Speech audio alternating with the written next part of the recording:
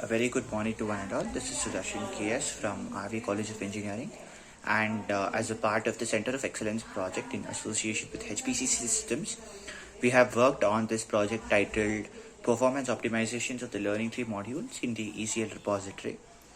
So, getting into a brief introduction about the project, as we all know, the decision tree is a supervised learning technique that can be used for both classification and regression problems.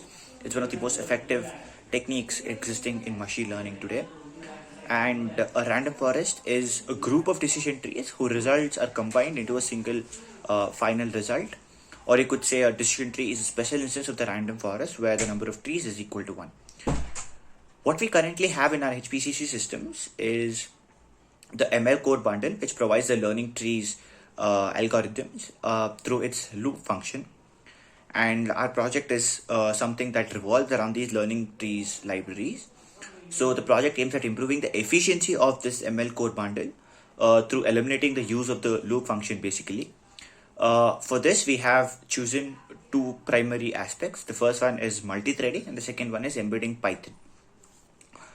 Now, going into the objectives of the project, firstly, we had to understand and analyze the existing ML core libraries in ECL to understand what we could improve upon, what is the interface like. Then we had to improve the execution time of the learning trees bundle in ECL. And thirdly, we had to at least if not improve, at least maintain the accuracy as provided by the existing learning trees so that we are not compromising on the accuracy part for the user. And we had to implement a easy user interface and also made sure the new algorithm is compatible with the old one.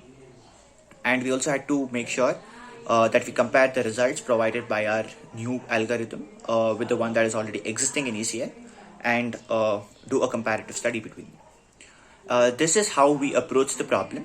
So firstly, the main aim was to eliminate the use of the loop function and instead use something that would reduce the runtime of the decision tree algorithms. And for that, we decided to use the embed function and multi-threading.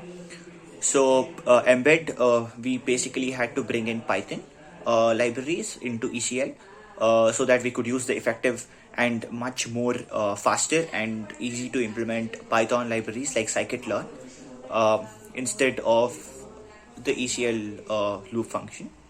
So the first thing that we did were the data points were distributed across the different nodes in the cluster of the Thor engine.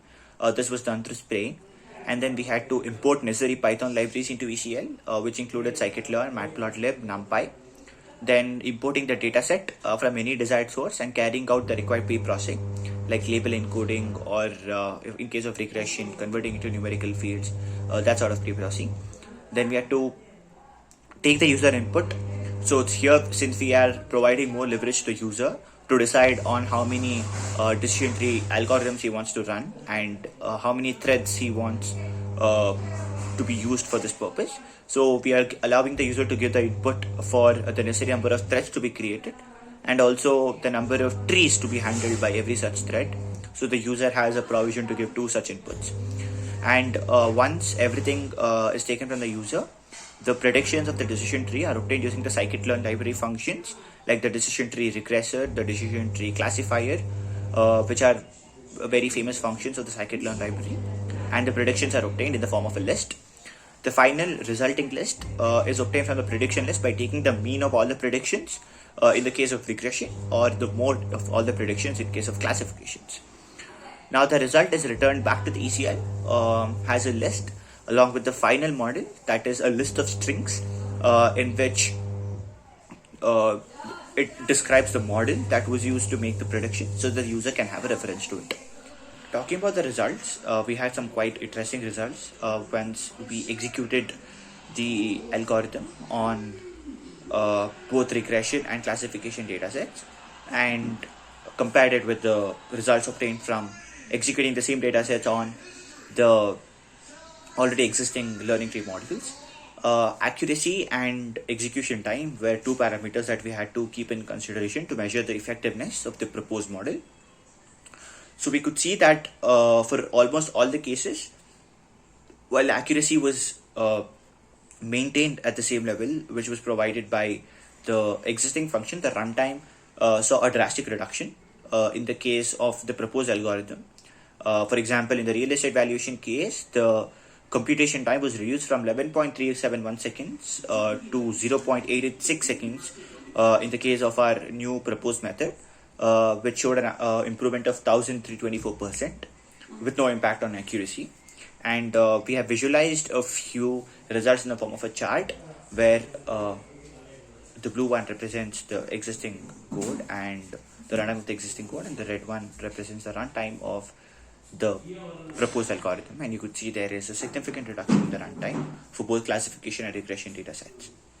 So I would like to thank everyone who gave us this opportunity to work on this project, and yeah, thank you everyone.